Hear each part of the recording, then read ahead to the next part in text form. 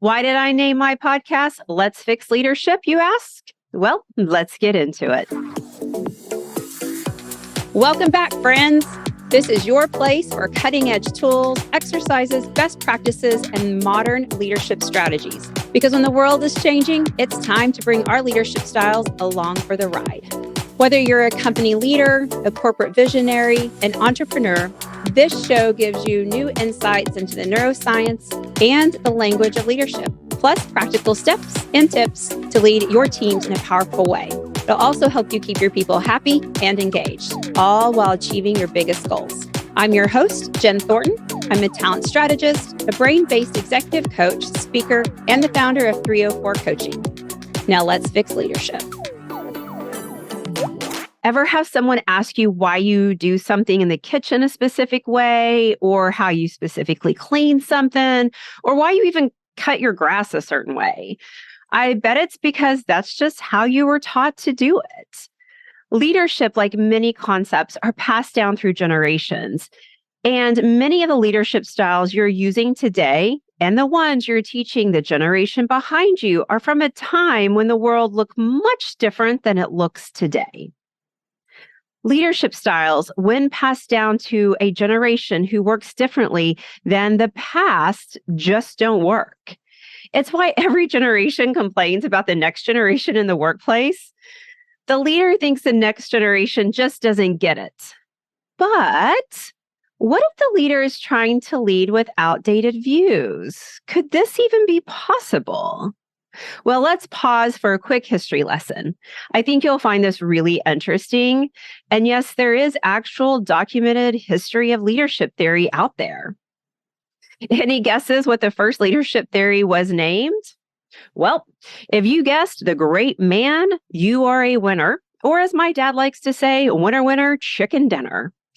The great man theory was a concept from the early 19th century that implied you were born a leader. It was just in your DNA. Also, it believed that only men could be born with it.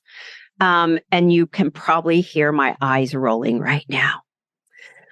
This theory was flawed for a number of obvious reasons, but one of those reasons is it didn't take into account the importance of situational factors and the ability to learn and develop skills over time.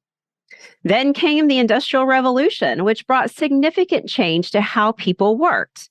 We went from only leading large groups if we were in the military or the government to leading large groups of people in factories. And at this time, leadership was only focused on one thing, and it was what was called the science of efficiency and productivity. Everyone needed to be doing the exact same thing and doing it perfectly and doing it all at the same speed. Let's take a quick break from the conversation. Do you have new leaders on your team and you can see their potential, you can see their runway, but you cannot figure out how to get them across the finish line? Reach out to 304 Coaching and learn more about our brain-based, competency-focused executive coaching. Then came what is known as the human relations era. And in the 30s and 50s, I guess that's when we kind of started thinking about our employees as actual humans and not just something on a factory line. This was the first time there were conversations around people-oriented leadership. And as always, there was some key social changes that drove a change in how we lead. This is when you first started hearing about groups of workers banding together to demand safer working conditions. Change only comes when it's forced. And this is another great example about how a new generation was forcing leaders to think about leading differently. And as time moved on, you started hearing more about situational leadership. The workplaces were modernizing. And in the 60s and 70s, there was a lot of political view changes and a lot of social changes. And once again, the world forced leaders to adapt. And for the first time, the conversation switched to the leader actually adapting their approach based on a situation and based on the person. And as we get to more modern times, the 80s brought us what's called transactional leadership. And really, that's the idea. There was an exchange of reward for work. And this is when we started using terms like make sure you're motivating your team. It's all about motivation. And as we entered into the 21st century, we started hearing terms like servant leadership and ethical leadership. And that brings us to today. If there are any of these models that were passed down to you and you're trying to adapt them for modern use, you might be struggling to lead because today is just different. So, how do we lead in today's world? If I had the perfect answer for that, believe me, I would be sharing it with you right now. I'd be sharing it with the world right now. But I do have some ideas. In today's world, you have to recognize we are prehistoric creatures living in a modern world with alien like technologies. Leading today is understanding the neuroscience behind fear. It's really about leading in a way that reduces fear in the workplace to help people lead from a place of confidence and respect. It's all about adapting to all types of working arrangements and leading what we call the whole person. It's leading people that do jobs that you don't know how to do because the world is moving so fast that it's impossible to stay on top of everything.